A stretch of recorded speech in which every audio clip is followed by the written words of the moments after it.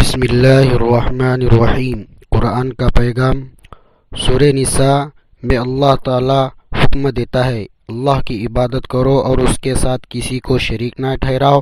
اور والدین کے ساتھ اچھا سلوک کرو، نیز رشتہ داروں، یتیموں، مسکینوں، قریب والے پڑوسی، دور والے پڑوسی، ساتھ بیٹھے یا ساتھ کھڑے ہوئے شخص اور مسافر کے ساتھ اور اپنے غلام باندیوں کے ساتھ بھی اچھا برتاؤ رکھو۔ بے شک اللہ تعالیٰ اترانے والے اور بڑائی جتانے والے کو پسند نہیں کرتا۔ اللہ تعالیٰ ارشاد فرماتے ہیں، جب تمہیں کوئی شخص سلام کرے تو تم اس سے بھی بہتر طریقے پر سلام کرو، یا کم از کم انہی الفاظ میں اس کا جواب دے دو۔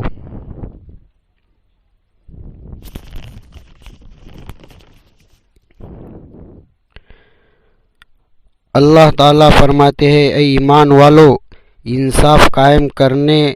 والے بنو، اللہ کے خاطر گواہی دینے والے بنو، چاہے وہ گواہی تمہارے اپنے خلاف پڑتی ہو یا والدین اور قریبی رشتہ داروں کے خلاف۔ وہ شخص جس کے خلاف گواہی دینے کا حکم دیا جا رہا ہے،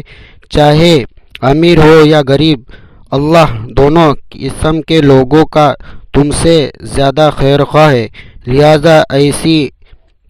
نفسانی خواہش کے پیچھے نہ چلنا جو تمہیں انصاف کرنے سے روکتی ہو، اور اگر تم توڑ مڑوڑ کرو گے، یعنی غلط گواہی دو گے یا سچی گواہی دینے سے پہلو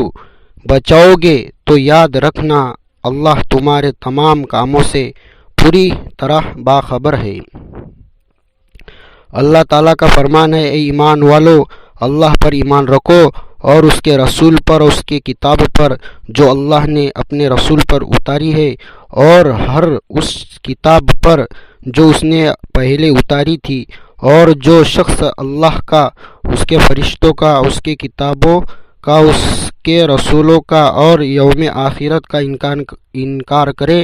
وہ بھٹک کر گمراہی میں بہت دور جا پڑا ہے۔